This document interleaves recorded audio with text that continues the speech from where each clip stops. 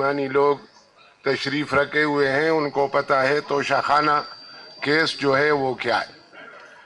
تو میں سمجھتا ہوں کہ کوئی پورے ملک کے اندر تو کیا پوری دنیا کے اندر کوئی یہ نہیں سمجھ سکے گا کہ توشہ خانہ کیس جو ہے وہ کوئی عدالتی کیس ہے یا کوئی قوم کے لیے یا ملک کے لیے کوئی کام ہے.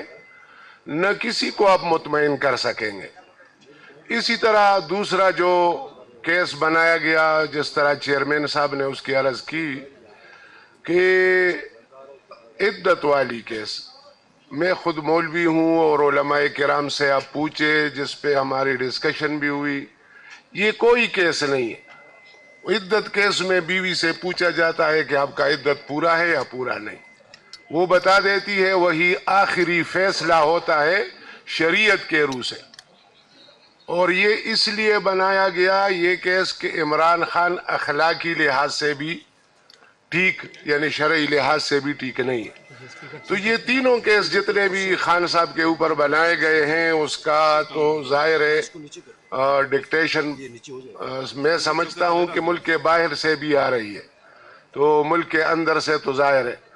لیکن یہ ایک جو حالات اور اسی طرح معاملات ہے آج کے کانفرنس میں سمجھتا ہوں کہ ہمارے بڑے سارے موجود ہیں اور ایک ٹوس لائے ہے عمل.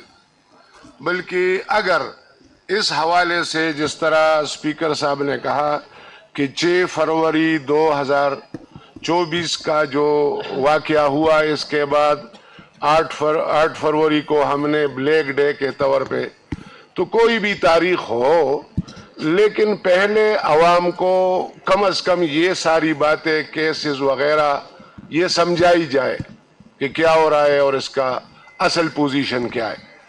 اور جس طرح سارے بڑوں نے بات کی اور اس کے ساتھ میں متفق بھی ہوں، تو ہمارے حضرت نے بات کی کہ لوگ اس جو عدم اطمینان کی وجہ سے اس ملک سے نوجوان جو ہے وہ باہر نکل رہے. تو میں ایک بات واضح کر دوں، وہ نوجوان جس کے پاس 4-5 کروڑ روپے ہو وہ باہر نکل رہا ہے، اور وہ بھی ہمارا بھائی ہے، شاید وہاں اس کی زندگی تھوڑی بہت اچھی گزرے.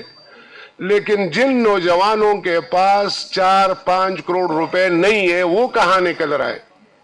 پہاڑوں میں.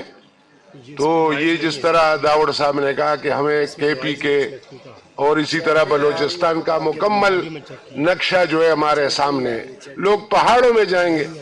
یہاں تک کہ ریکارڈ کے مطابق تو آپ کی پوری صوبائی اسمبلی وہ ان کے خلاف دہشت گردی کے پرچے، تو 70 ممبران اسمبلی صوبائی 92 میں سے وہ تو ان کے خلاف جو پرچے ہیں دہشت گردی، اصل دہشت گرد تو اس پرچوں کے اگر اس میں دیکھا جائے تناظر میں تو وہ تو اسمبلیوں میں بیٹھے ہوئے.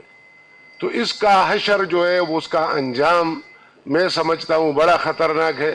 یہ عمران خان کا جو فیصلہ ہے ہم اپنی طرف سے مذمت کرتے ہیں، اور ظاہر ہے جو کہ ان صورتحال میں ان کا جو نقصان ہوگا انتہائی اس ملک کے لیے خطرناک. وآخر دعوانا الحمدللہ رب العالمین.